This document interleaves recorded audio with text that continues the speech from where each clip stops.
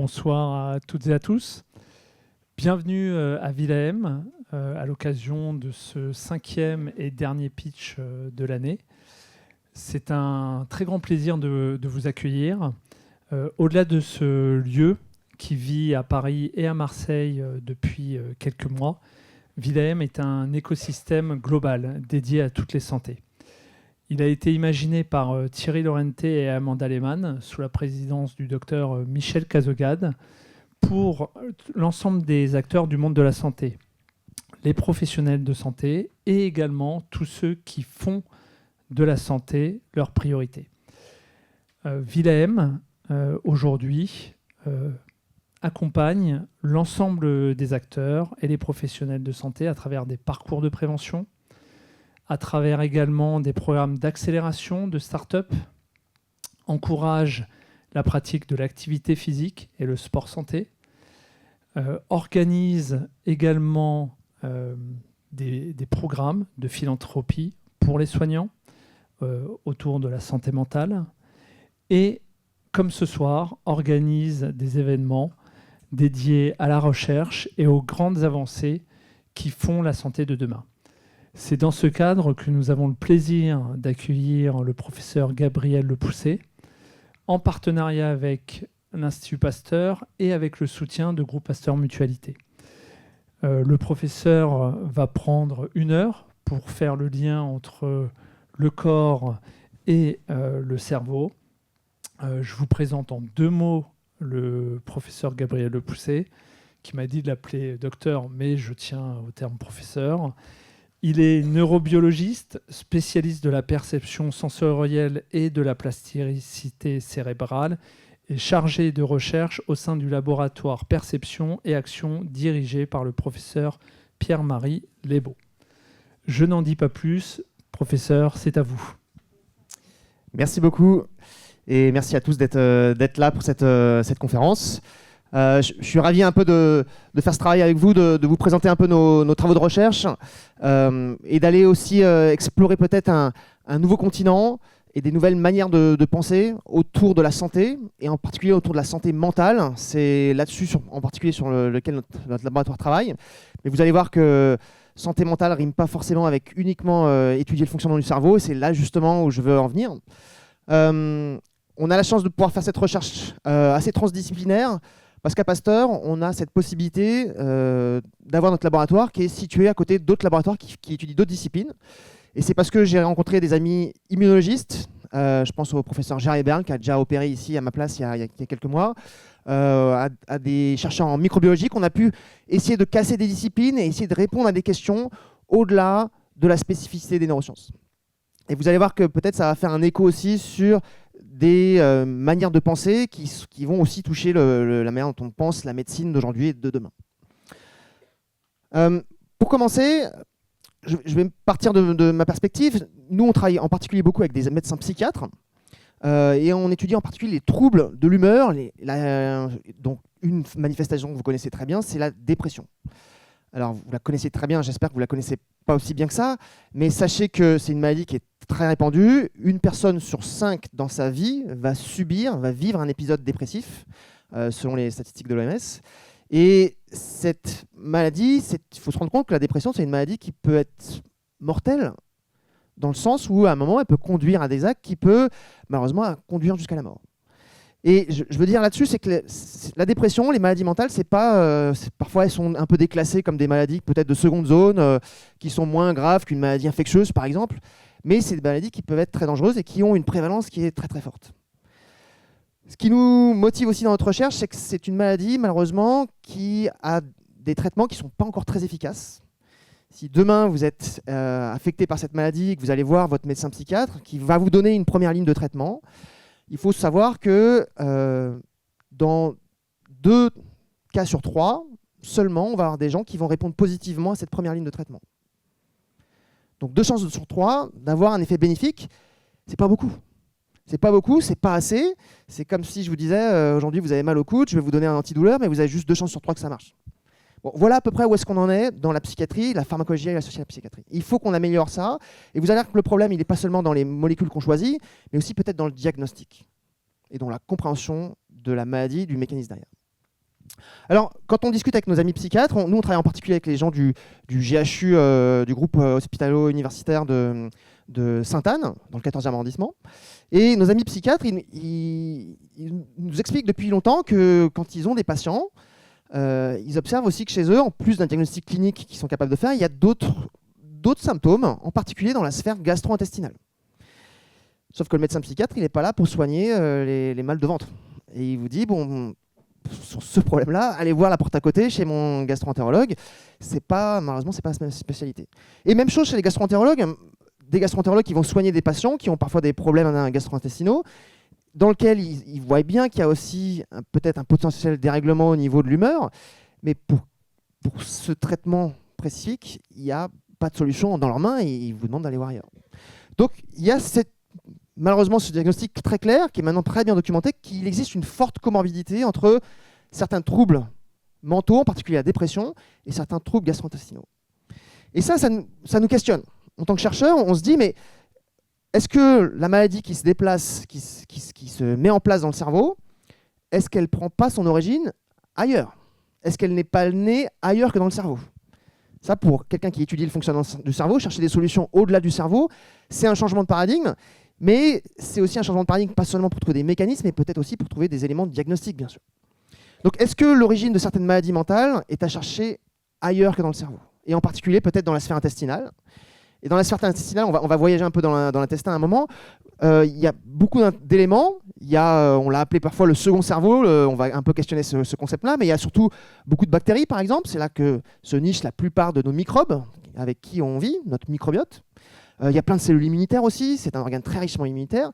Et donc, se pose la question de savoir, quand j'ai une comorbidité entre deux maladies comme ça, qui a commencé? Est-ce que c'est parce que j'ai mal au cerveau que j'ai mal au ventre, ou est-ce que c'est parce que j'ai mal au ventre que j'ai mal au cerveau? Et ça, c'est une vraie question qui nous fascine du point de vue scientifique, qui se ramène à la question un peu paradigmatique de dire, alors, de l'œuf ou de la poule, qui c'est qui commence? Et vous allez voir que c'est un peu une fausse question, parce que le but du jeu, c'est pas de savoir qui c'est qui commence, mais c'est de savoir comment ces deux s'enchaînent et quel est le lien de causalité entre les événements. Et parfois, d'un œuf peut naître un poulet, mais d'un autre œuf peut être un canard, peut être un cygne, peut être autre chose. Donc il y a peut-être plusieurs boucles qui s'enchaînent, mais qui pourtant naissent du même objet. Donc vous voyez, on va essayer de se poser la question comme ça et de voir un petit peu dans quelle mesure ces deux systèmes communiquent ensemble, et vous allez voir que le dialogue corps-cerveau va se mettre en place tout doucement. Alors je vais parler du microbiote. Je fais une petite parenthèse sur le microbiote. Vous êtes peut-être déjà inspiré par les messages précédents qui ont été ici délivrés par mon collègue de travail Gérard Hébert, qui est spécialiste de l'effet du microbiote sur le système immunitaire. Rapidement, en une diapositive, quand je parle de microbiote, j'entends toutes les bactéries qui vivent dans notre corps.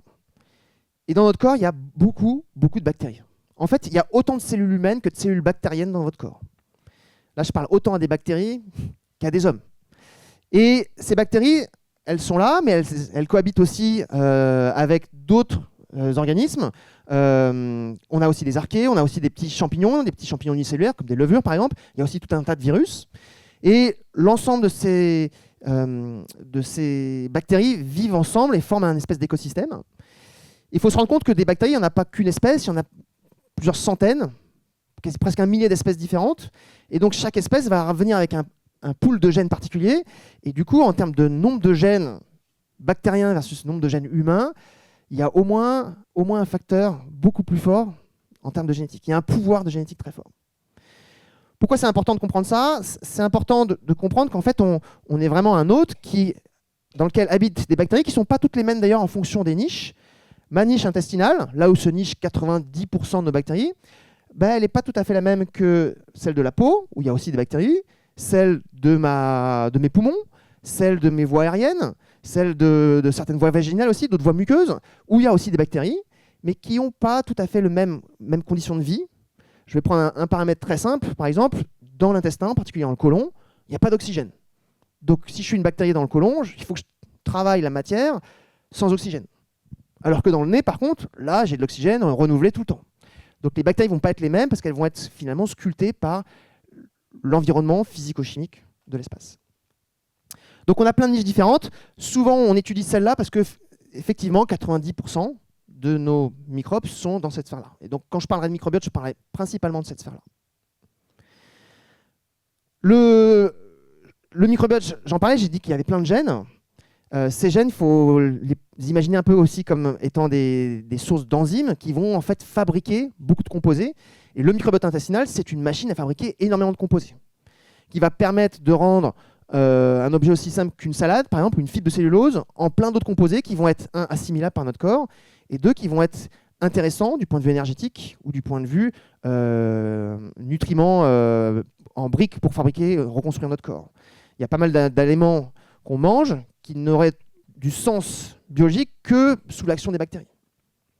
Et les bactéries fabriquent des composés qui sont essentiels que nous, on ne peut pas fabriquer non plus. Donc on a vraiment besoin de ces bactéries pour notre nutrition, pour notre développement, pour notre immunité, pour plein de choses. Alors, je zoome sur notre intestin. On a parlé parfois, et j'aime bien cette expression de second cerveau, parce qu'en tout cas, elle a mis un coup de projecteur sur cet organe. Mais vous allez voir que derrière ce mot-là, peut-être se cachent quelques petites nuances qu'il faut apporter. Effectivement, l'intestin, c'est le deuxième organe de notre corps, après le cerveau et la moelle épinière, où il y a des neurones. Il y a des neurones, mais ils sont quand même un peu moins nombreux, puisque si dans mon cerveau, il y a 100 milliards de neurones, dans mon intestin, c'est plutôt de l'ordre de 100 millions. 100 millions de neurones qui sont étalés, répartis sur un grand tube qui fait plusieurs mètres. Et donc, si je creuse un petit peu et je zoome un peu dans la paroi intestinale, on n'a pas un cerveau particulier dans l'intestin. En fait, les neurones sont organisés sous forme de petits ganglions, qu'on voit ici un petit peu, qui sont des groupes de 20 à 50 neurones, dont la fonction principale, c'est de contrôler les muscles de l'intestin et de faire avancer une matière dans un sens. L'intelligence de votre intestin, c'est l'intelligence d'un système nerveux dont le but de jeu, c'est de faire contrôler des muscles et de faire avancer de la matière. Je vais prendre une image assez grossière, mais en gros, votre intestin a l'intelligence à peu près d'un ver de terre pour faire avancer un peu la matière dans un tube. Mais ces neurones, au-delà de contrôler spécifiquement ces muscles, ils ont aussi une capacité, c'est qu'ils sont capables d'écouter des messages chimiques, mécaniques, qui sont justement contenus dans l'intestin. Et en étant capables d'écouter ça de manière très précise, elles vont collecter cette information-là.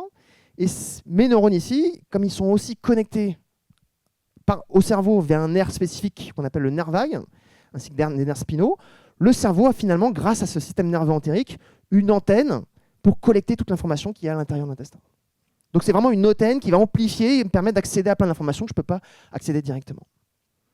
Donc voilà, votre second cerveau, il a cette capacité de contrôler le muscle ici, mais aussi d'apporter de l'information qui va aller jusqu'au cerveau. Alors, donc second cerveau, vous voyez, tout est relatif. S'il y a un truc qu'il fallait retenir peut-être de l'intestin, s'il y a un adjectif à lui coller, c'est que notre intestin, c'est, avant d'être le second cerveau, c'est peut-être le premier organe immunitaire. Parce que c'est là qu'on va retrouver environ 70% de nos cellules immunitaires. C'est beaucoup, et ce n'est pas un hasard, c'est parce qu'à l'intérieur, il y a des bactéries qui sont bonnes pour notre corps. Elles sont bonnes quand elles restent à l'intérieur, mais si elles commencent à s'infiltrer dans la paroi, elles deviennent mauvaises. Ça, c'est tout le problème de comment on définit une bonne ou une mauvaise bactérie. Tout dépend de là où elle se niche et qu'est-ce qu'elle fait. Et donc, le système immunitaire qui est là, il doit non seulement apprendre à protéger le corps de l'invasion potentielle de ces bactéries, et en même temps, il ne doit pas les détruire, parce qu'il doit apprendre à les tolérer, parce qu'elles sont bonnes, ça a vraiment une valeur adaptative pour nous. Et apprendre la tolérance pour le système immunitaire, c'est très compliqué, c'est quelque chose qui se fait progressivement, il y a des périodes critiques dans le temps qui font que le système immunitaire apprend à se défendre tout en tolérant les choses. Et ça, on sait que la tolérance, c'est quelque chose qui est difficile à apprendre. Et c'est vrai aussi pour le système immunitaire qui doit comprendre que ce qui est à l'intérieur, ce n'est pas lui, mais il faut quand même l'accepter. Alors, le lien entre intestin et cerveau, je prends un exemple particulier, un exemple courant certainement qui se manifeste chez vous à plusieurs reprises. Dès que vous avez une émotion particulière, je sais pas, là, un coup de stress, un événement qui vous fait peur par exemple, vous savez que dans ce contexte-là, votre corps réagit, et en particulier, vos tripes se réagissent. Il y a plein d'expressions dans le langage courant, même un peu plus en anglais qu'en français. On parle de gut feeling, d'instinct viscéral en anglais. Avoir les tripes de quelque chose. Enfin, il y a plein d'expressions comme ça usagées. Je vous ai mis juste une petite image ici. C'est un exercice de psychologie. On a demandé à des personnes, comme ça pourrait être vous ce soir, de dessiner sur une feuille les zones de votre corps qui, selon vous, s'activent ou se réveillent ou se modifient en fonction des différents états émotionnels dans lesquels vous êtes. Et c'est intéressant de voir, donc on fait ça sur 10 000 personnes, on fait une grande moyenne de tous les dessins qu'ils ont fait, et on regarde les zones qui s'allument, on a l'impression que ça s'allume. Et vous voyez bien, on voit bien qu'il y a toute une sphère intestinale qui s'allume, spécifiquement avec certaines émotions. Moi, quand j'ai peur, d'un coup, mes tripes se contractent. Et c'est intéressant parce que dans le monde de l'étude des émotions, on a maintenant compris que l'état émotionnel qui est induit par un stimulus, qui est un état qui se manifeste très rapidement, va induire une réponse corporelle qui est très souvent associée à une émotion, et d'ailleurs qui est assez distincte, et que finalement on a conscience de nos émotions en écoutant le corps qui se contracte dans une dimension plutôt qu'une autre. Et plusieurs psychiatres et médecins et psychologues ont spéculé assez tôt que le cerveau a besoin du corps pour pouvoir matérialiser la conscience de certains états, en particulier des états émotionnels. C'est parce que mes tripes se contractent que je sais que j'ai peur. Donc on a besoin du corps, le cerveau a besoin du corps pour avoir un miroir de lui-même. Mais ça vous montre aussi une chose, c'est que le contexte émotionnel, justement, il peut impacter ou réveiller des zones du corps, en particulier l'intestin, et vous allez voir un peu comment, justement, ça peut entrer dans une boucle qui peut devenir vicieuse. Alors, on va s'étudier un petit peu ce microbiote qui se loge principalement dans l'intestin. Qu'est-ce qu'on peut faire pour étudier le microbiote et ces bactéries? On a pas mal d'outils qui sont à notre disposition, que vous connaissez en fait, qui sont autour de vous. On peut jouer avec des probiotiques. Donc, probiotiques, c'est ramener des souches bactériennes dans notre tube digestif. Quand vous prenez un yaourt, quand vous prenez une choucroute qui n'a pas trop cuit, justement, hop, on apporte plein de bactéries particulières. On peut utiliser des prébiotiques. Prébiotiques, ce sont des nutriments, donc des molécules qui vont nourrir spécifiquement certaines souches de bactéries, et donc stimuler la prolifération de certaines bactéries plutôt que d'autres. On peut prendre des antibiotiques qui peuvent tuer tout ou partie de mes bactéries. Je peux faire de la transplantation fécale. Alors ça, c'est quelque chose qui est un peu plus exotique et qui se fait à l'hôpital et dans des conditions bien particulières. Chez l'homme, il y a quelques rares cas où on fait ces transplantations de flore, en particulier dans certaines maladies de l'intestin où il y a une résistance, il y a une bactérie, un pathogène, un champignon qui se loge et qu'on n'arrive pas à détruire parce qu'il est résistant à plein d'agents antibiotiques, par exemple. La transplantation est souvent la dernière solution qu'on utilise pour pouvoir guérir ces personnes-là. À savoir, il y a chez d'autres mammifères qui ne sont pas très loin de nous et qu'on utilise beaucoup dans le laboratoire, les rongeurs sont des animaux qui sont coprophages, donc ils font de la transplantation fécale quelque part tous les jours, parce qu'en mangeant leurs propres selles, ils vont chercher des vitamines, mais ils vont aussi quelque part ensemencer finalement leur flore avec d'autres choses. Et puis, dernier point important, nous qui nous a guidés au départ sur notre recherche, comment le microbiote agit sur le cerveau, qu'est-ce qui se passe si j'enlève toutes les bactéries et que je fais vivre un animal sans bactéries? Et donc on peut faire ça, on peut mettre des animaux dans des bulles, comme un bébé bulle si vous voulez, qui va vivre et se développer, se reproduire dans un espace complètement stérile.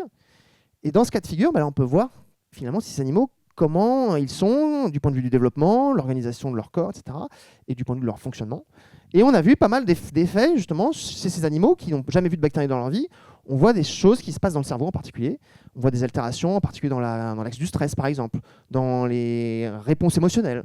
On voit ça au niveau de phénomènes de plasticité du cerveau en particulier. Il y a des phénomènes de division cellulaire et de plasticité qui apportent des nouveaux neurones dans le cerveau. Ces phénomènes-là sont amoindris en l'absence de bactéries.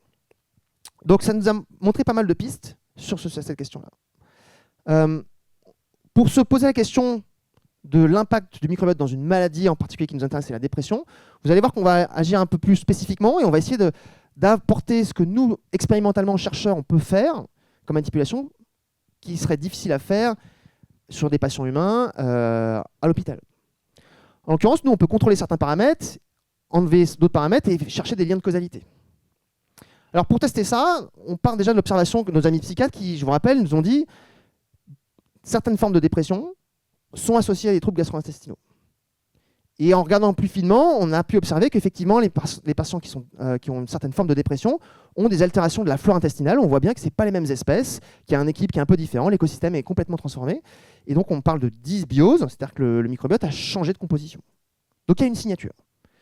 Il y a une signature, mais cause ou conséquence? C'est l'œuf ou c'est la poule? Est-ce que c'est parce que je suis déprimé qu'il y a un changement ici, ou c'est parce qu'il y a un changement ici que j'ai un changement à ce niveau-là? Donc, nous, déjà, on a essayé de reproduire un état dépressif chez l'animal. Alors vous allez me dire, qu'est-ce que c'est une souris dépressive? Qu'est-ce que c'est un chat dépressif? Qu'est-ce que c'est un chien dépressif? Alors, ça vous parle un petit peu et en même temps, ça vous dit que c'est pas aussi simple à mesurer qu'un diagnostic clinique, effectivement. Et puis surtout, pour faire un bon modèle de dépression, il faut qu'on réponde à certaines règles particulières de validité. Il faut que ce modèle-là, il soit initié par des mécanismes qui sont les mêmes chez l'homme. Imaginez que j'ai une maladie humaine qui est liée à une mutation génétique, par exemple. Bah, si je veux modéliser cette maladie chez l'animal, il faudra que je mute ce même gène et voir son effet. En l'occurrence, là, on va prendre un mécanisme particulier parce qu'on va étudier une dépression particulière qui est la dépression liée au stress chronique, qu'on appelle couramment le burn-out. Cette dépression-là, on peut donc mimer un stress chronique chez l'animal. Et donc, qu'est-ce qu'on va faire? On va prendre un groupe d'animaux et tous les jours, on va leur faire un petit stress. Un petit stress du quotidien, comme des stress que vous avez peut-être déjà vécu. Le lundi, inondation dans l'appartement. L'inondation dans l'appartement, donc c'est des conditions de vie qui ne sont pas très sympas. Et donc, l'animal est obligé de le changer de cage. Le lendemain, finalement, votre appartement est inondé, vous êtes allé à l'hôtel, mais en fait l'hôtel ferme et donc vous allez à un autre hôtel. On vous passe d'un hôtel à un autre. Hop, deuxième jour, vous vous déplacez. Et donc on change leur cage plusieurs fois par jour. Les souris n'aiment même pas du tout ça, c'est comme nous. Troisième jour, vous êtes à l'hôtel, mais d'un coup vous êtes coincé à l'ascenseur. Vous êtes coincé dans l'ascenseur pendant 30 minutes. Alors ça arrive de temps en temps, mais c'est pas plaisant. Et puis surtout, vous ne savez pas quand est-ce que ça va se terminer. Le jeudi, on change certaines conditions, on va vous envoyer au Japon, parce que vous êtes en mission au Japon, vous envoie en jet lag, on inverse le cycle de lumière par exemple, et comme ça tous les jours on fait des petits stress.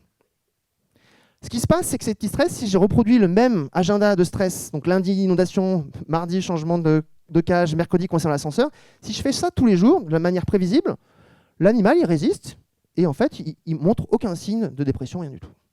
À partir du moment où ça devient imprévisible, et donc c'est là que le paramètre de prédictibilité est important.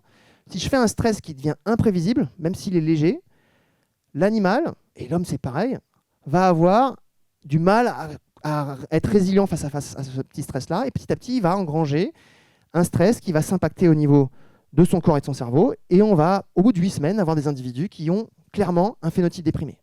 Comment je le sais? Parce qu'au niveau comportemental, j'ai des batteries de tests comportementaux, comme des tests cliniques, qui me permettent de dire oui, cet animal-là, vraiment qu'il a un problème de dépression, il n'est pas motivé, il dort mal, et il n'a plus de plaisir à faire des choses simples comme manger, etc. Donc on peut mesurer ça assez finement. On peut regarder ça au niveau du cerveau aussi. Je peux regarder dans son cerveau, voir la chimie, l'anatomie du cerveau. Et puis on peut faire des choses qui sont un peu plus fines. On peut regarder aussi le microbiote intestinal et voir aussi les métabolites du sang. On peut scanner tous les métabolites du sang et voir ce qui se passe s'il y a une signature particulière. Et donc on observe chez ces j'appelle des patients, non, c'est des individus où on a tout ce qui correspond à une signature de dépression, associée à un microbiote qui est altéré et qui dérive petit à petit. Alors je pourrais m'arrêter là, mais finalement j'ai reproduit l'état dans lequel on est de connaissance, c'est que suite à un stress, j'ai un dérèglement de tout ça. Mais qu'est-ce que je peux faire avec mes animaux? C'est que je peux, à un moment, prendre la flore de cet animal-là et le transférer à un autre animal qui n'a jamais vécu de stress psychologique de sa vie. Comment je fais? Cet animal-là, je vais évacuer son microbiote endogène, je vais lui faire un petit traitement antibiotique de 7 jours. Au bout de 7 jours, hop, je transfère la flore soit d'individus déprimés, soit d'individus qui n'ont jamais vécu de stress de leur vie. Donc ce sera mon groupe contrôle. Ces animaux, je les mets en leur cage, je les laisse vivre et j'attends quelques semaines. Et au bout de quelques semaines, je regarde ce qui se passe. Et au bout de quelques semaines, à notre grande surprise, on a vu qu'il y a des phénotypes de dépression qui apparaissent. Dit autrement, en transférant le microbiote intestinal, j'ai été capable de transférer un caractère. Et ça nous a choqués parce que nous tous, on a appris en biologie que pour transmettre un caractère d'une personne à une autre, on transmet ça via nos gènes. Sauf que là, il n'y a pas de question de génétique. Ici, j'ai juste transféré de l'épigénétique, si vous voulez, du métagénome, j'ai transféré mon microbiote et ça a permis à diagnostiquer et à amener cet animal à rentrer dans cette situation-là. Et on peut l'observer parce qu'on a fait des tests comportementaux et puis on regarde aussi dans le cerveau, etc. Dans le cerveau, je vous montre en particulier, il y a une région dans le cerveau qui s'appelle l'hippocampe, très importante pour notre mémoire, pour notre représentation dans l'espace, pour se souvenir des événements, des faits. Les personnes qui ont un hippocampe endommagé ou qui n'ont plus d'hippocampe du tout suite à une lésion, c'est des personnes qui ne sont plus capables de créer des nouveaux souvenirs. Incapables. C'est dans cette région, on garde la faculté de fabriquer des nouveaux neurones tout au long de la vie. C'est la seule région de notre cerveau, chez l'humain, où on garde cette faculté à hauteur importante. Et ça se manifeste sous quelle forme? C'est que, vous voyez ici, donc, tous les petits points bleus ici, c'est toutes les cellules qu'il y a dans cette région de l'hippocampe. Et tous les points rouges que vous avez ici, ce sont des cellules qui sont en train de se diviser au moment où j'ai pris la photo de ce cerveau. Ça, c'est qu'est-ce qui se passe dans une souris qui a reçu un microbiote normal? Ça, c'est une souris qui a reçu un microbiote stressé. Vous voyez tout de suite que le niveau de prolifération, il est beaucoup abaissé. Et quand je regarde le devenir de ces cellules qui prolifèrent et comment elles deviennent des neurones, on voit bien que la maturation aussi de ces neurones, ici vous regardez la quantité de cellules rouges, ici c'est un marqueur qui montre les cellules qui sont adolescentes, qui vont bientôt devenir adultes. Là, on a des cellules qui sont moins présentes, moins nombreuses. Donc en gros, votre hippocampe, qui a la chance d'avoir une forme de plasticité vraiment particulière puisqu'il fabrique des nouveaux neurones tout le temps, eh bien, cette plasticité-là, elle est amoindrie. Et on sait que quand on fabrique moins de nouveaux neurones et qu'on a une plasticité hippocampique qui diminue, ça amène à plein de symptômes qui peuvent aussi potentiellement amener à des dérèglements type dépression. Donc vous avez des petites quantifications qui sont là. Ça, c'est les individus qui ont vraiment vécu un stress. Enfin, les contrôles, ceux qui ont vraiment vécu un stress. Ça, c'est ceux qui n'ont jamais vécu de stress, mais qui ont été transférés par une flore contrôle ou une flore d'animaux stressés. Et donc, on est capable de reproduire, de transmettre, quelque part, c'est presque effrayant, ça devient une épidémie, quelque part, puisque en transférant des microbes, je transfère une maladie.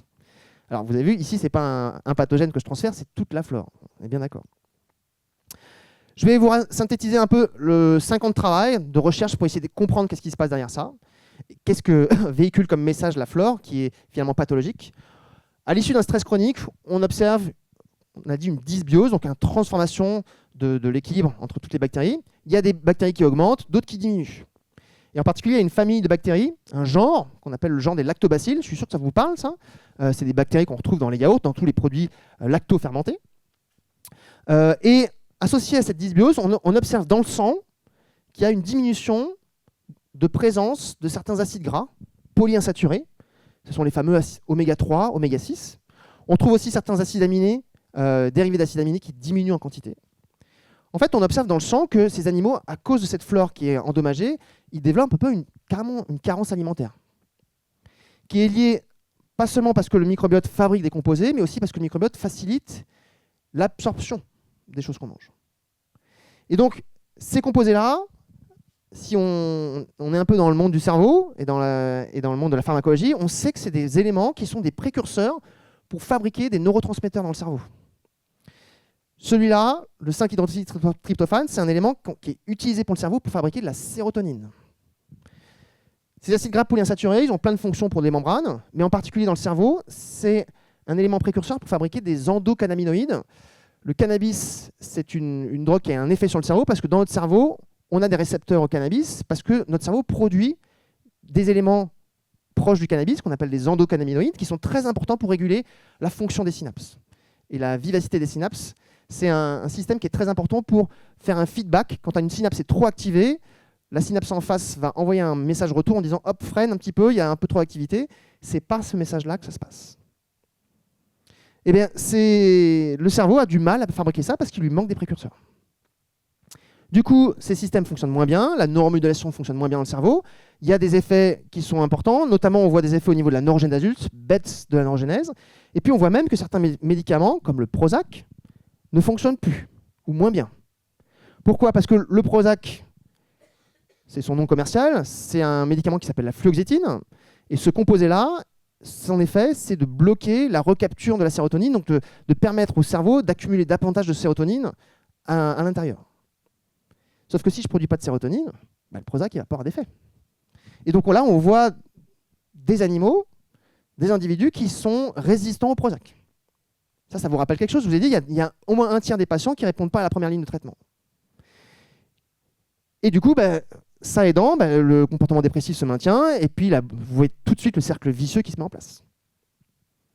Donc cette recherche, elle nous montre une chose, c'est que quelque part, un dérèglement ici peut avoir un impact ici, qui peut avoir un impact au niveau du cerveau et sur le comportement, qui peut lui-même aussi impacter ma flore. Alors quand on a eu cette équation qui se règle un petit peu, on se dit comment on peut régler le problème alors il y a au moins deux solutions qu'on peut faire. C'est peut-être ramener des bactéries dans le système qui sont défectueuses. On est allé voir pour ça des amis microbiologistes. Pareil, à Pasteur, on a des très bons contacts avec des gens qui travaillent très bien là-dessus. Et en particulier, on a pris contact avec des microbiologistes qui nous ont mis en contact avec une personne qui a montrer qu'il y a une souche particulière de lactobacilles qu'il étudie depuis très longtemps. C'est une souche qui appartient à des grands groupes qui travaillent sur le microbe. Cette souche-là, il l'a décrite comme étant une souche qui permet d'accélérer l'absorption de certains acides gras. Et donc, on l'a apporté en traitement probiotique. Donc, tous les jours, tous les 3 jours, hop, on prend ce petit probiotique et on voit qu'on arrive à bloquer un peu ce cercle vicieux et on arrive à avoir des animaux qui retrouvent une bonne santé mentale.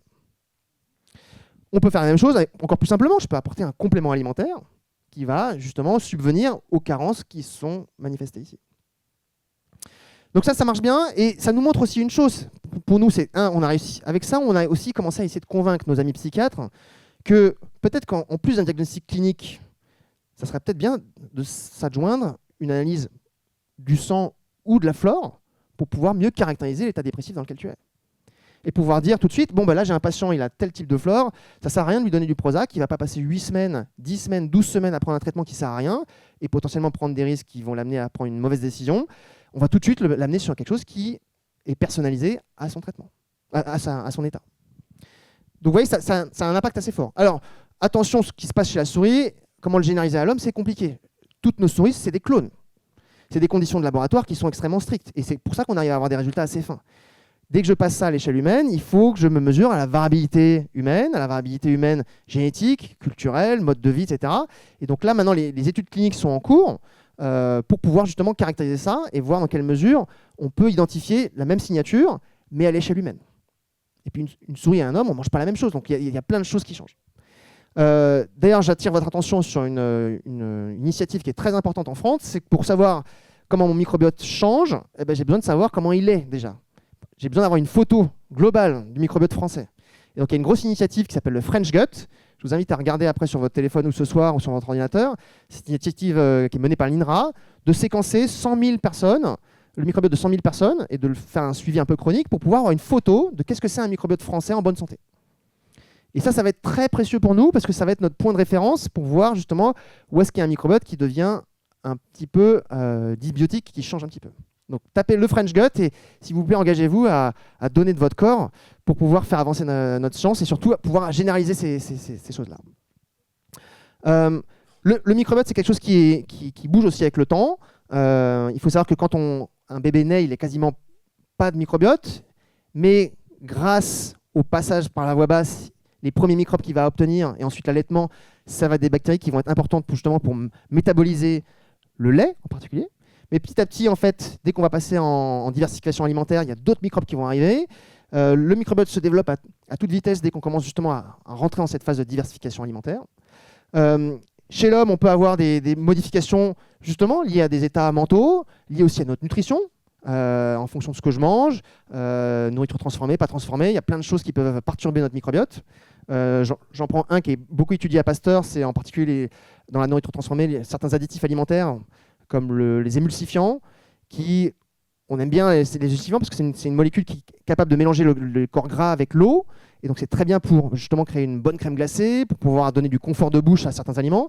Mais on sait aujourd'hui que c'est un élément aussi qui fragilise la barrière intestinale et qui la rend plus poreuse, et donc potentiellement plus poreuse à des bactéries qui peuvent rentrer dans notre corps. Donc c'est pro-inflammatoire. Donc on peut avoir des dérèglements ici, justement, juste à cause de mon alimentation. Et puis, ce gros sujet important aussi, on voit aussi qu'avec l'âge, on a une déperdition, une transformation du microbiote, avec des diminutions en quantité et en qualité du microbiote, qui nous interroge aussi sur le fait que, est-ce que c'est le fait que je change de mode de vie, parce que je mange différemment, je fais moins de sport, moins d'activité physique, ceci, cela, est-ce que c'est ça qui dérègle mon microbiote ou autre? Mais ça peut être un facteur qui peut accélérer, qui peut créer une susceptibilité à des maladies liées à l'âge, bien sûr. Donc alors, vous avez compris, notre microbiote, il peut avoir un impact sur notre cerveau en contrôlant un petit peu finalement les éléments qui vont être apportés ce sont des briques pour fabriquer pour le fonctionnement de notre cerveau. On va passer en revue ensemble, si vous voulez, tous les chemins qui permettent à l'intestin de communiquer avec le cerveau, et vous allez voir qu'il y a plein de chemins en particulier. Un des chemins qui nous intéresse, c'est en particulier, je vous ai dit, il y a plein de cellules immunitaires dans mon système.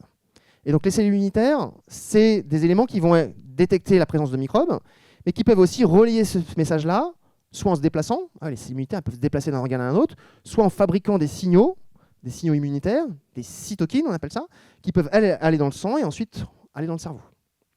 Même chose, on peut avoir ici des composés du microbiote qui peuvent agir sur la barrière intestinale. Ici, il y a plein de cellules épithéliales dont la fonction est parfois aussi de libérer une hormone en réponse à nos nutriments. Qu'est-ce qui déclenche votre sentiment de satiété, votre sensation de satiété après un repas? C'est parce qu'ici, il y a des petites cellules qui ont détecté qu'il y a plein de sucre, par exemple, ou plein de corps gras, et qui envoient un signal hormonal pour dire à votre cerveau, hop, on arrête de manger. Et quand ce signal ne fonctionne pas, ou qu'il n'est pas bien sécrété, on continue à manger, et c'est une des portes ouvertes à l'obésité. Une des pistes pour soigner l'obésité, c'est le grand sujet aujourd'hui autour des agonistes GLP-1. Le GLP-1, c'est une hormone qui est fabriquée par les cellules intestinales pour signaler au cerveau qu'il faut arrêter de manger. L'obésité, c'est un problème du dialogue corps-cerveau typiquement, parce que ce système-là ne fonctionne pas. Dans notre intestin, il y a aussi donc, un système nerveux entérique qui capte des messages, qui va sculpter aussi l'activité du muscle localement. Je vous parle de ça parce que si le muscle va contrôler le flux de matière dans l'intestin, il va donc contrôler aussi la vitesse, la rapidité du transit, et donc ça peut influencer sur les bactéries directement. Si le flux de matière n'est pas le même, s'il ne va pas à la même vitesse, tout ça, ça peut influencer des choses. Et dans le cerveau, chose importante, les choses qui passent dans le sang et qui arrivent dans le cerveau, elles vont partout, y compris dans le cerveau. Dans le cerveau, il y a des petites régions du cerveau qui sont assez discrètes, qu'on appelle des organes circonventriculaires, parce qu'ils sont autour des ventricules.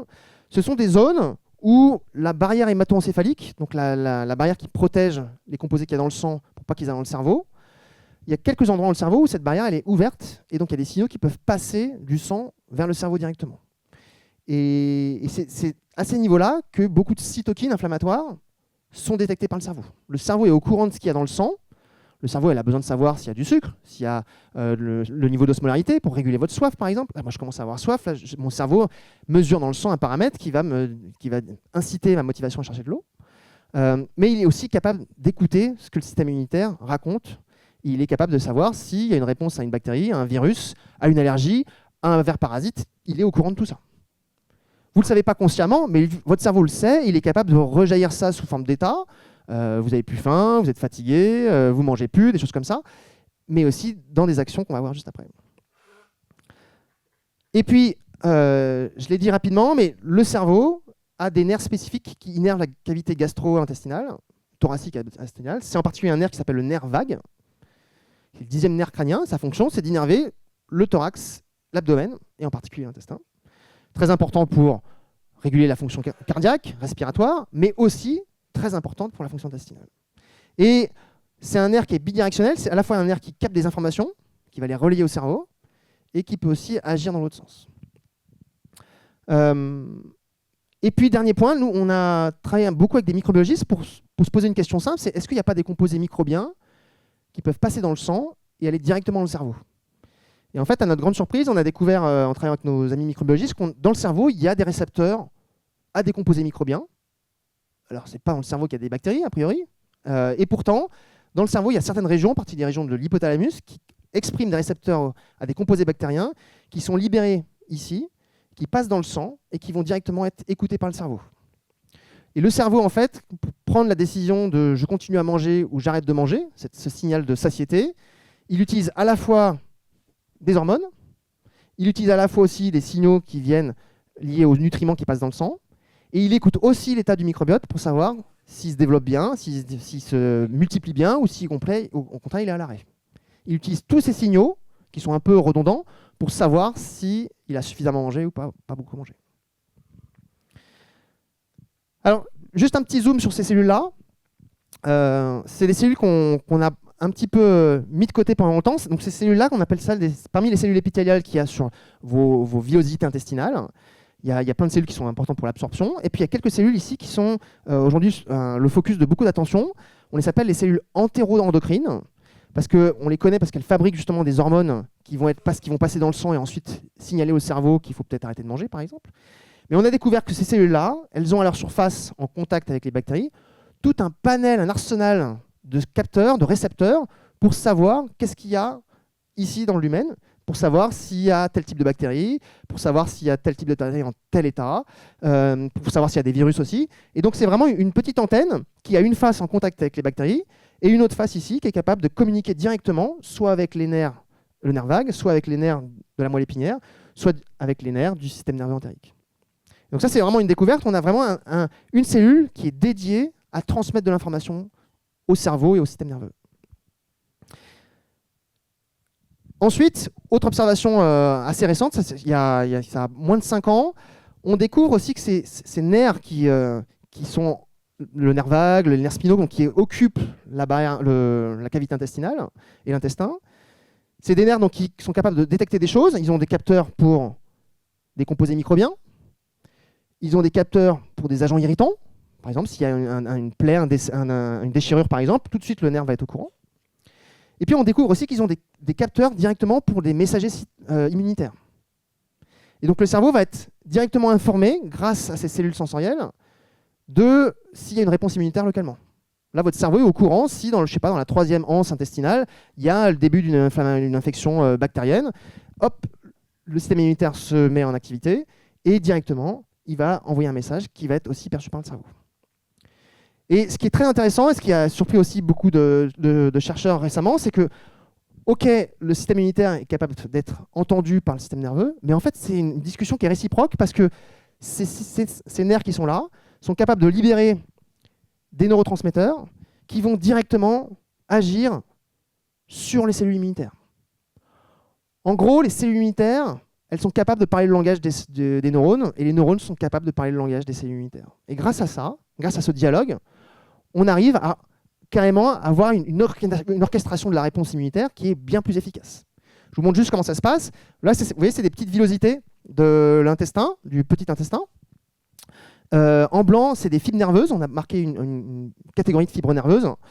En rouge, vous avez l'ensemble des cellules immunitaires qui sont présentes dans ces villes. Vous voyez qu'elles sont très nombreuses, les cellules rouges. Et parmi les cellules rouges, on a marqué un sous-type de cellules immunitaires qu'on appelle les cellules lymphoïdes innées de type 3, qui sont ici marquées en vert. Et quand on quantifie un peu ce qui se passe, on voit que les cellules vertes, elles sont toujours à proximité de certains neurones ou de fibres nerveuses. Comme si ces fibres nerveuses avaient un dialogue particulier avec ces cellules-là. Et on se rend compte en fait que tout l'intérêt d'avoir une discussion réciproque entre cellules immunitaires et système nerveux, ça permet quoi? Ça permet au système immunitaire de bénéficier des valeurs, des avantages qu'il y a dans le système nerveux. Le système nerveux, c'est un système qui est capable de mémoriser quelque chose. Donc tout ce qui est prédiction et anticipation, si vous avez prédit que l'aliment qui est là, il est potentiellement mauvais parce que vous avez déjà eu une maladie ou quelque chose qui s'est mal passé 3 semaines avant, votre cerveau sait qu'il ne faut pas le prendre. Et cette mémoire-là, il peut l'utiliser pour pouvoir informer le système immunitaire. Vous allez prendre un aliment, vous savez que potentiellement il est dangereux ou qu'il est peut-être infecté, vous l'avez mangé, mais votre mémoire se rappelle qu'il y a un danger, il va, par anticipation, signaler le système immunitaire avant que ça arrive pour lui dire « Attention, prépare-toi, il y a un danger potentiel qui arrive ». Mais mieux que ça, le système nerveux aussi, il est très rapide. Lui, il travaille à l'échelle de la milliseconde. Entre le moment où une pensée arrive ici et ma jambe bouge, il s'est passé quelques centaines de millisecondes. C'est beaucoup plus rapide que le système immunitaire qui travaille plutôt à l'échelle de minutes ou de l'heure. Et le cerveau va aussi avoir cette capacité de coordonner la réponse de manière systémique.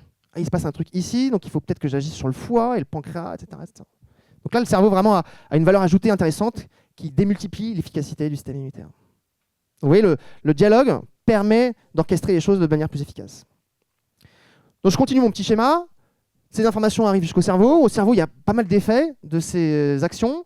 Ça peut être au niveau des neuromodulateurs, on a vu, au niveau de la plasticité, au niveau de l'inflammation aussi dans le cerveau, au niveau de la prise alimentaire, on a vu pas mal d'effets là-dessus aussi. Sur le sommeil, on a vu des choses.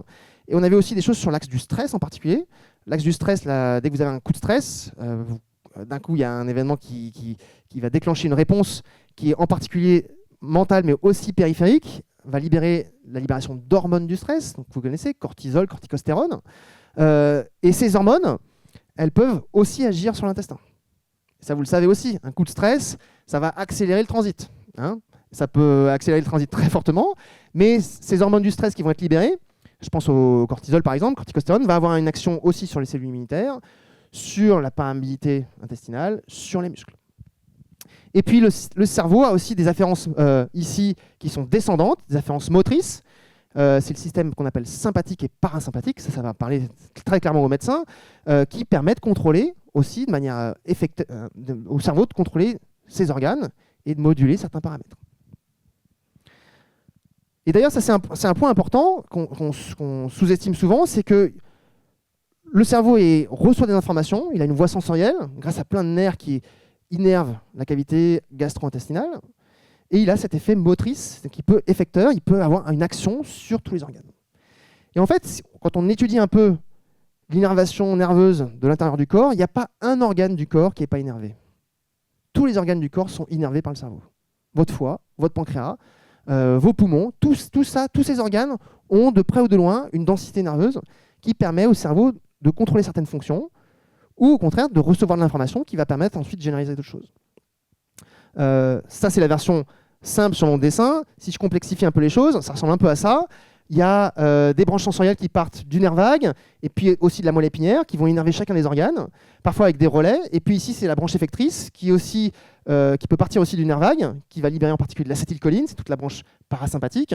Et puis toute la branche sympathique ici qui va relayer l'information via la moelle épinière sur une chaîne de ganglions qui va libérer à la fin certains composés, en particulier de la noradrénaline. Donc il n'y a pas un organe qui n'est pas finalement sous le contrôle et à l'écoute du cerveau. Alors, juste pour vous montrer un peu les images qu'on peut obtenir aujourd'hui, là, je vous montre une image d'un tissu qui a été rendu transparent et dans lequel on a marqué les fibres nerveuses qui viennent justement du nerf vague. Donc là, on va marquer ici, il faut imaginer, donc, vous devinez ici, on est au niveau de l'estomac. Donc l'estomac ici, il y a l'œsophage qui arrive ici, ensuite ça repart ici. Et les trucs blancs que vous voyez ici, toutes les fibres ici, ça, c'est les fibres nerveuses du nerf vague. Et je vous montre un peu en 3 dimensions comment ça se passe. On pourrait presque même éteindre la lumière pour plonger un peu plus. Vous voyez bien comment toute l'innervation va ici écouter et rendre une capacité au cerveau d'écouter l'ensemble de ce qui se passe dans l'estomac et lui permettre finalement d'avoir accès à toutes les informations, qu'elles soient chimiques mais aussi mécaniques. Très important, le mécanique, quand votre estomac se dilate, parce que vous avez mangé une quantité importante de nourriture, c'est un signal mécanique qui va informer au cerveau stop, arrête de manger, c'est bon, tu es repu, tu es plein, tu es full. Et ce message passe notamment par ces nerfs qu'on voit ici. Vous voyez, l'estomac est très richement innervé de ces fibres-là. Donc là, c'est plutôt des fibres sensorielles, celle-là. Et là, je vous montre une autre image où ici, on a marqué plutôt les fibres motrices du système sympathique. On va regarder de nouveau mon estomac.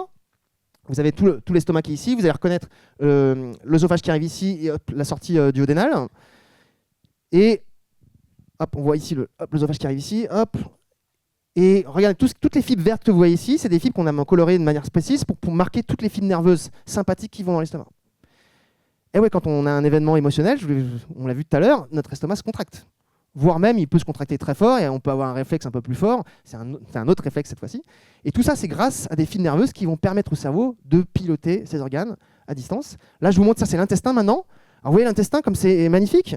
On a toute une rangée de fibres nerveuses qui enroulent l'intestin. Là, on rentre dans l'intestin, hop, et on dans le tunnel. Alors, on ne voit pas les bactéries, mais elles seront là. Et tout autour, vous avez plein de fibres nerveuses qui permettent au cerveau de piloter vraiment l'ensemble de l'intestin avec une précision qui doit être redoutable.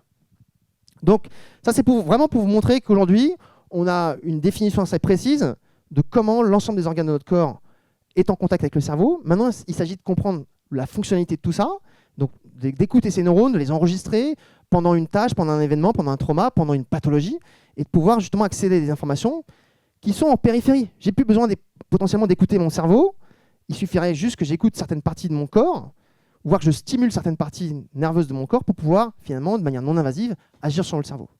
Et la stimulation du nerf vague, c'est une stimulation qui est aujourd'hui utilisée dans la dépression, utilisée aussi dans l'épilepsie. C'est une stimulation où on va venir avec une petite électrode placée ici au niveau de la carotide, relier un pacemaker qui va venir sur votre thorax, et on va avoir des stimulations régulières, chroniques, dont on voit des effets intéressants sur le long terme, sur justement des effets anxiolytiques et en particulier antidépresseurs.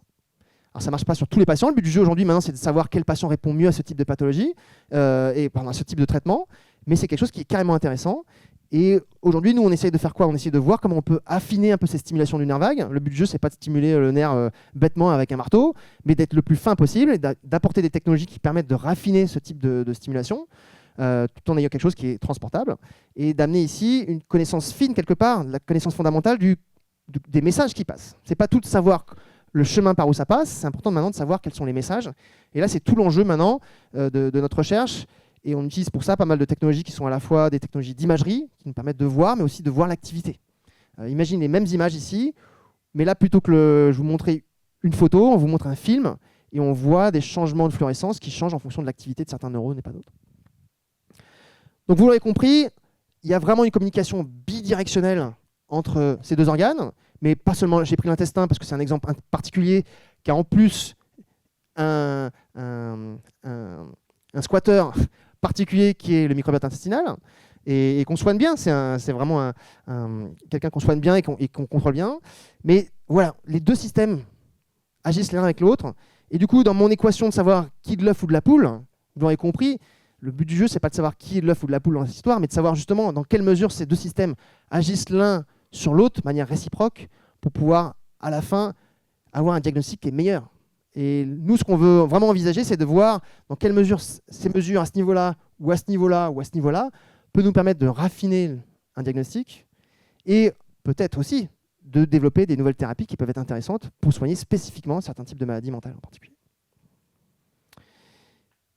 Et là-dessus, je vous remercie et je prendrai toutes vos questions. Merci beaucoup. Oui, j'ai bien apprécié votre exposé sur le corps et le cerveau, et je voulais seulement faire un petit parallèle avec la médecine chinoise qui, elle aussi, a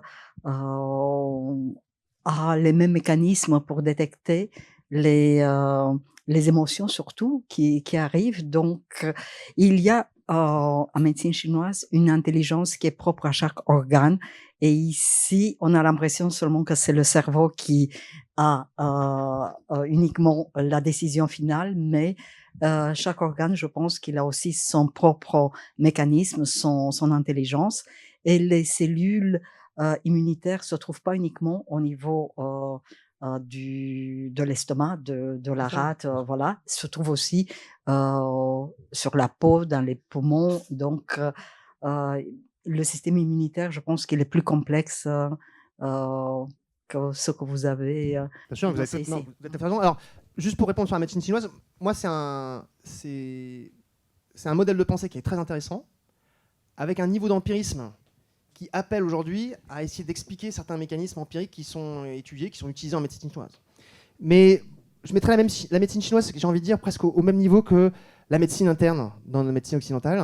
Ce sont des médecines qui vont regarder le dossier global. Aujourd'hui, si je vais à l'hôpital pour guérir une maladie, par exemple, un peu particulière, je vais peut-être aller dans un premier service qui ne va pas trouver une solution, puis aller dans un autre service, Et à la fin, quand mon dossier s'accumule et que j'ai toujours pas de solution, il y a quelqu'un qu'on appelle le service de médecine interne, qui sont des gens que j'adore beaucoup parce qu'ils ont une vision à 360 et ils reprennent le dossier de A à Z pour essayer de voir justement des liens de communication, des liens de causalité, des liens de corrélation entre différents événements, comme le fait un petit peu, dans une certaine mesure, certaines formes de médecine chinoise. Et aujourd'hui, moi, ce que je prône beaucoup, c'est pourquoi la médecine interne arrive à la fin.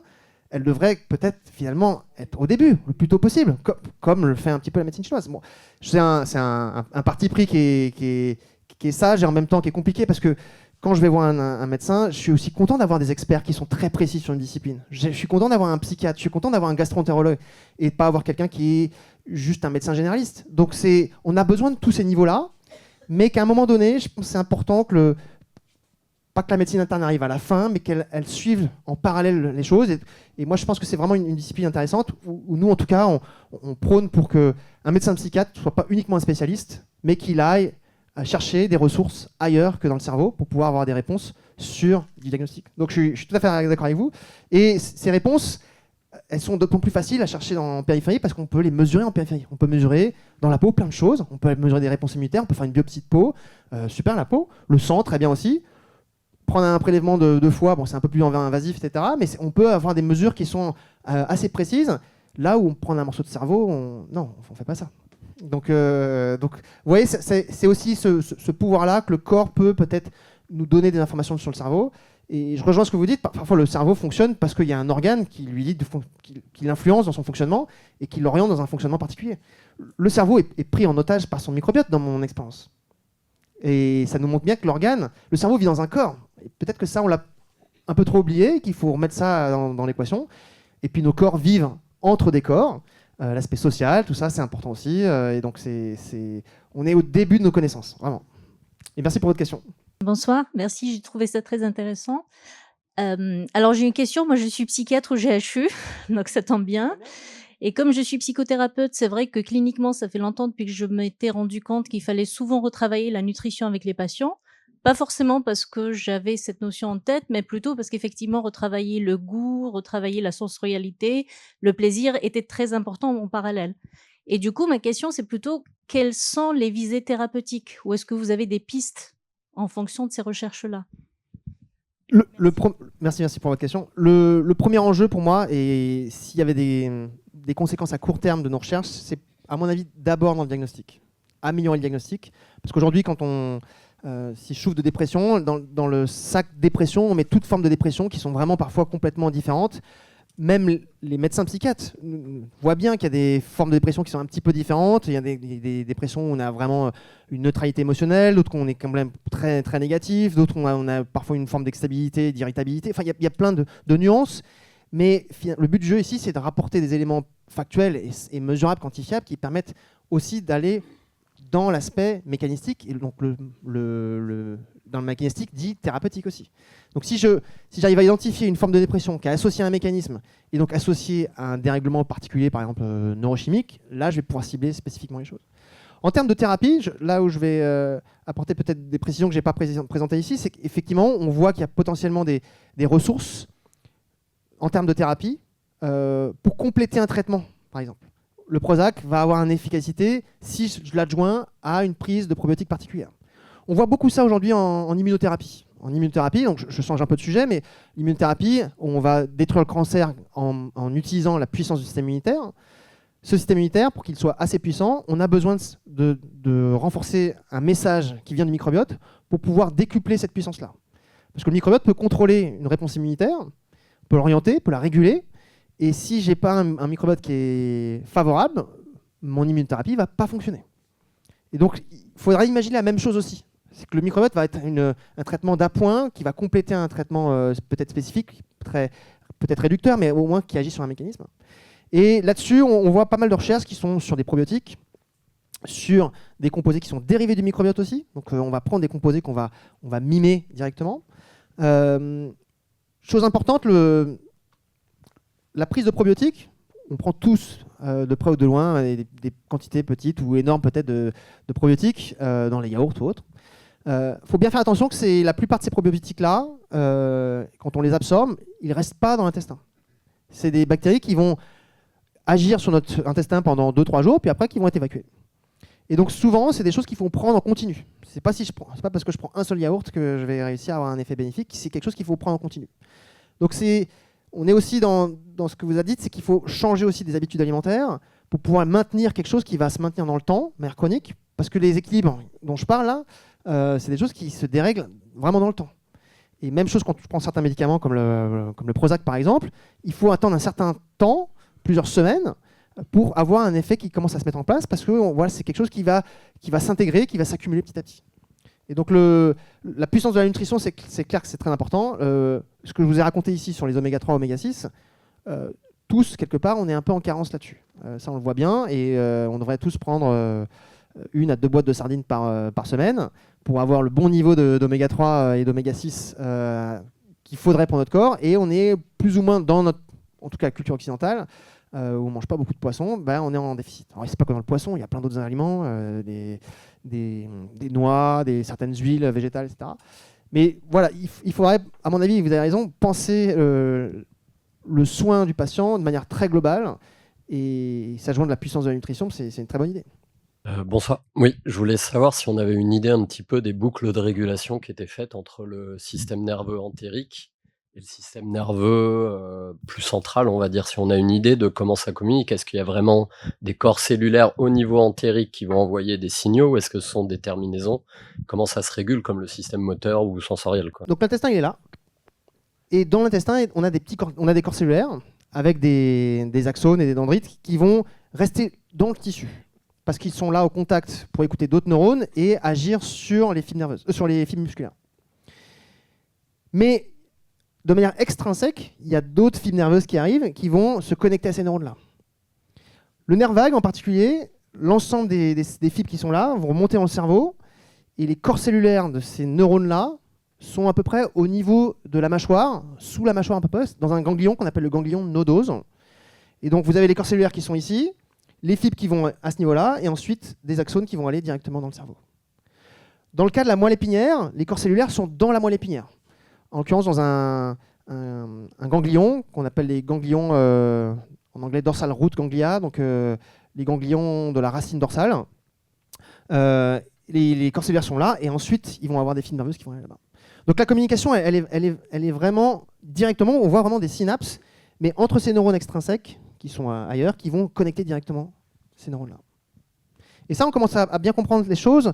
On voit finalement que dans ces neurones-là, il y a toute une spécificité sensorielle, motrice, et analyser l'activité de ce système nerveux entérique peut-être pourrait nous donner des informations plus fines sur la nature du microbiote, ou sur l'état fonctionnel de ce microbiote. Parce qu'en fait, connaître tout le microbiote et d'avoir une photo, c'est intéressant, mais il y a peut-être plein de données qui ne sont pas intéressantes. Mais fonctionnellement pour l'intestin, voir comment le péristaltisme et voir aussi l'activité de ces neurones en live, ça serait intéressant à voir. Le problème, c'est que c'est un organe qui bouge, qui se déplace, donc il faut trouver des systèmes d'électrodes et de mesures qui se déplacent aussi dans le corps. Tout ça, ça se déplace dans votre ventre. Et là, c'est toute la difficulté un peu qui rend les mesures compliquées. Nous, ce qu'on aime bien dans le cerveau, c'est que le cerveau il est entouré d'une boîte crânienne. C'est très pratique, la boîte crânienne, parce que je peux accrocher des choses dessus et qui ne bougent pas. Là-dedans, ça se bouge, ça se déplace, donc c'est plus compliqué. Mais c'est une voie de recherche qui est très intéressante. Ouais. Il y a des chercheurs à Nantes en particulier qui font un travail formidable là-dessus. Ouais. Bonjour, merci pour la présentation. J'aurais 2 questions. Une très rapide, qui vous avez parlé des virus par rapport au microbiote. Est-ce qu'on a des données sur l'évolution génétique ou le patrimoine des virus par rapport à ça? La deuxième, je vais être un peu plus long. C'est l'équivalent du microbiote chez les plantes, ça serait la rhizosphère, où il y a une communication aussi qui est importante entre les micro-organismes et les plantes. Un phénomène que je trouve intéressant dans la recherche, c'est qu'on voit que l'évolution du climat, par exemple la chaleur, peut changer la relation symbiotique entre le micro-organisme et la plante. Notamment un micro-organisme qui pourrait être bénéfique pour la plante, si on monte en température, elle va devenir délétère pour la plante. Donc la relation symbiotique, elle change. Mais si on revient à une température dite normale, elle peut retrouver ce côté bénéfique. L'analogie que je voulais faire par rapport au microbiote, c'est est-ce que l'environnement, justement, pourrait pas créer ce genre de compétition, donc un changement de comportement au niveau du microbiote, et donc générer des compétitions entre micro-organismes, et donc changer l'écosystème. Et donc en matière de traitement, est-ce qu'il faudrait pas penser aussi sur cette origine-là, ce phénomène environnemental, alors je ne sais pas lequel serait-il dans ce que vous abordez, pour justement retrouver le microbiote d'origine, et ce serait dans ce cas-là à l'échelle individuelle et pas groupée. Très bonne question. Alors, je vais avoir une réponse très spéculative, puisqu'on a peu de données là-dessus, et surtout, gardons en tête que les mammifères, on est un organisme qui contrôle vraiment précisément certains paramètres, en particulier la température, par exemple le niveau d'humidité, etc. Et donc ces paramètres, ici, le microbiote, il n'est pas au courant de ce qui se passe de l'extérieur. Il n'a aucune vue là-dessus. Parce qu'on est, on fabrique notre chaleur, etc. Donc c'est un cas différent d'organismes comme les plantes, par exemple, qui sont extrêmement connectés à des changements environnementaux, de sécheresse, d'arrivée d'eau, d'oxygène, pas d'oxygène. Dans le cas des plantes, moi, je me suis intéressé à ça avec un chercheur qui travaille sur la symbiose, qui s'appelle Marc-André Sellos, qui m'expliquait des choses que vous connaissez très bien. Quand une plante se connecte à certains organismes symbiotiques qui sont les champignons, en particulier les mycorhizes, donc c'est des petits organismes mycéliens qui vont carrément rentrer en contact avec les racines et apporter une capacité aux racines d'explorer des territoires qui sont beaucoup plus grands. Il y a un lien important, c'est que quand une racine décide de se mettre en contact avec un champignon, il y a un accord tacite, c'est que, ok, le champignon va me donner un accès à des ressources minérales ou d'eau, par exemple, mais en échange, moi, il faut que je lui donne de la nourriture. Et une plante va donner environ 20% de ses sucres qu'elle fabrique à son champignon mycélien qui l'aide, mais c'est un rapport de force qui est très très fort. Nous, on ne donne pas 20% de notre énergie au microbiote. Et on se débrouille pour le contrôler. On se débrouille, lui il prend une partie de notre alimentation, ça part, c'est clair. Et dans nos selles, il y a beaucoup de bactéries qui se sont développées grâce à ça. Mais quelque part, c'est pas ce lien aussi direct qu'il va piocher dans le glucose de notre sang. Donc l'effet sur l'effet du réchauffement du climat, etc., sur la flore intestinale, c'est quelque chose qu'on va regarder davantage sur l'arrivée potentielle dans notre environnement actuel de certaines bactéries pathogènes, par exemple, qui peuvent arriver ici, qui sont véhiculés par des vecteurs particuliers, qui vont amener des éléments sur lesquels notre microbiote n'est pas habitué.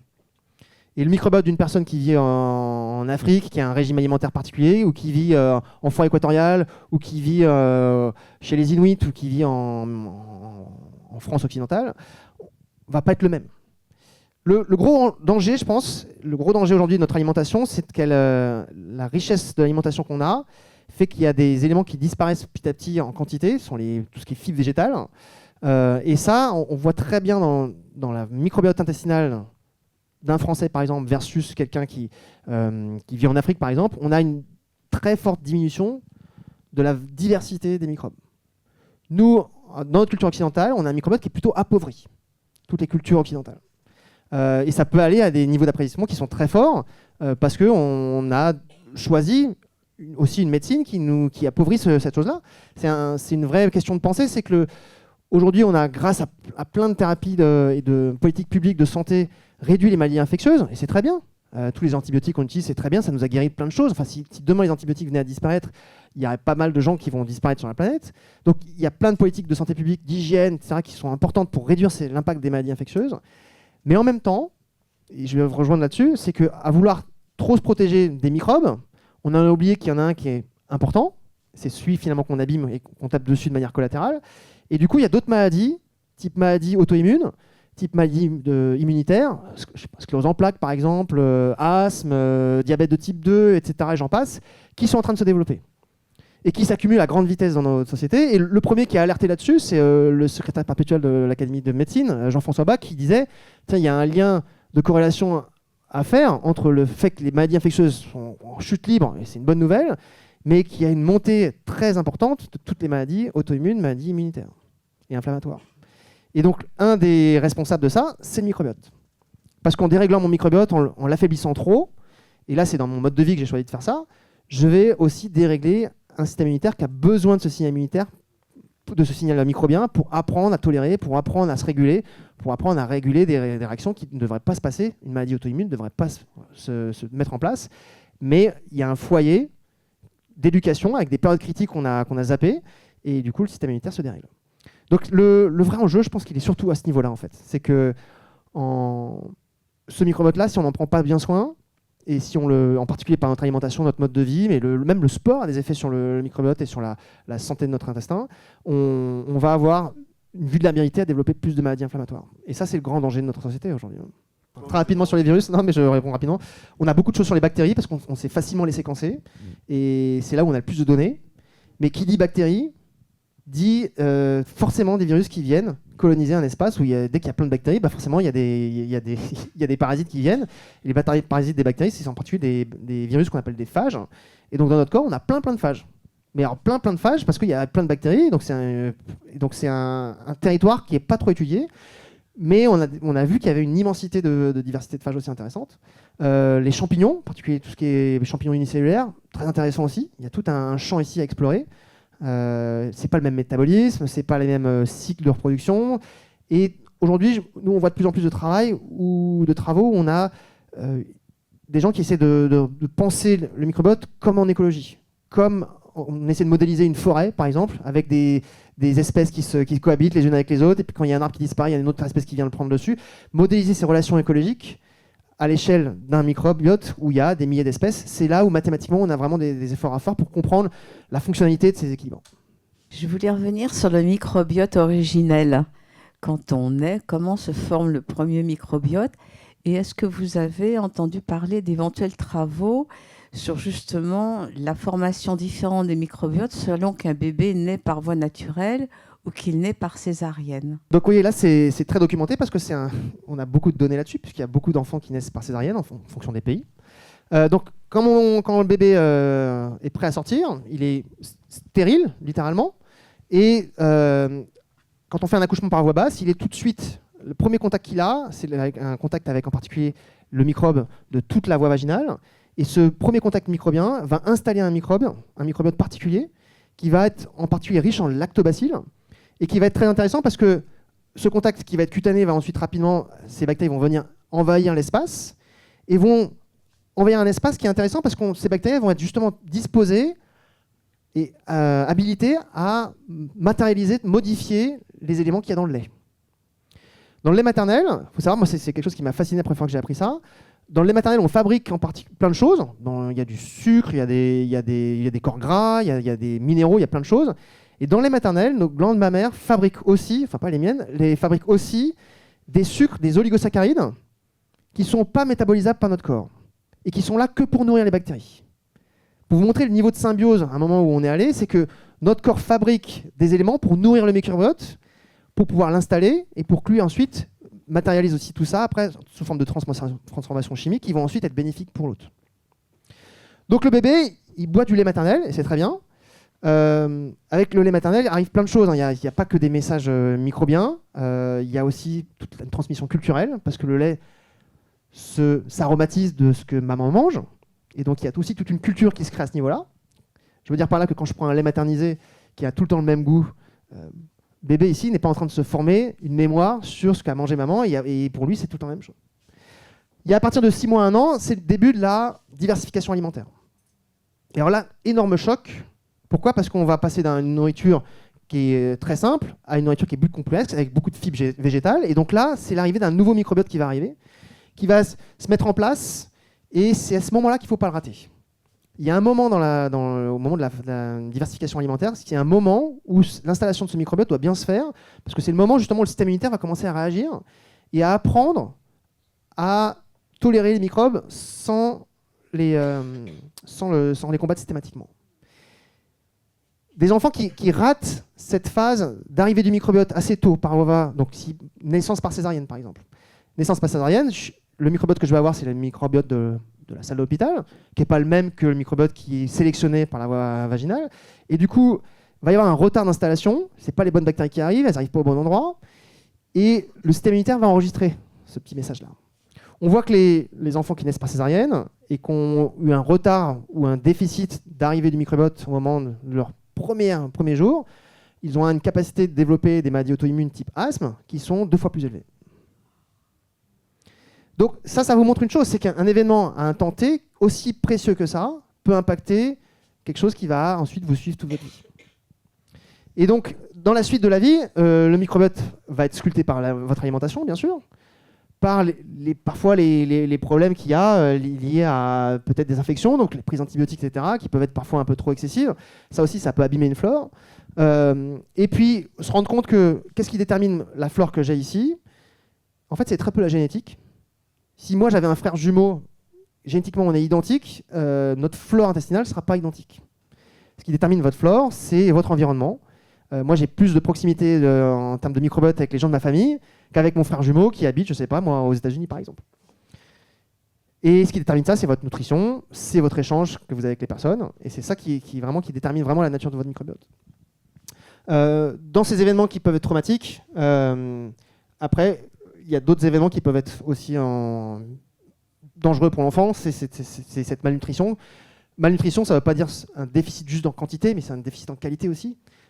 Si mes microbes ici n'ont pas à manger pour se développer correctement, le microbiote va tout de suite devenir plus faible, moins diversifié, et du coup, j'ai une réponse immunitaire qui ne va pas être correcte. On a tout un programme de recherche qui est mené justement par le professeur Gérard Hébert à l'Institut Pasteur pour essayer de comprendre ce qui se passe dans cette période de sevrage. Et chez les mammifères, on a vraiment une période critique où si je décale le sevrage, donc je le fais trop tard ou trop tôt, mon système immunitaire il est programmé pour avoir un signal d'apprentissage à ce moment-là, et s'il n'est pas bien fait, on a un dérèglement après du système immunitaire qui va perdurer tout au long de la vie. Et est-ce qu'on envisage justement pour ces bébés nés par césarienne de par exemple leur donner du lactobacillus ? Alors non, ça commence plus simplement que ça, c'est qu'on est parfois obligé de faire une césarienne, c'est pas juste un souhait personnel, il y a des conditions. Et donc dans certains hôpitaux maintenant, on va commencer à prendre un petit tampon de mucus vaginaux et de tamponner l'enfant pour pouvoir rapidement l'imprégner du microbiote de sa maman pour pouvoir justement qu'il soit en contact avec ce microbiote qui est précieux et qui doit arriver à un moment donné et pas rater cette marche-là. Donc c'est quelque chose qui commence à s'intégrer petit à petit dans certains hôpitaux, tout à fait. Professeur, merci beaucoup. Et merci à vous pour vos questions. C'était passionnant. Wilhelm a été imaginé justement pour ce type d'échange. Je tenais à vous remercier. Vous aurez sur le site Wilhelm ce pitch en replay. En tout cas, merci beaucoup pour votre détermination, pour votre savoir et ce partage de connaissances. Merci à vous. Au revoir.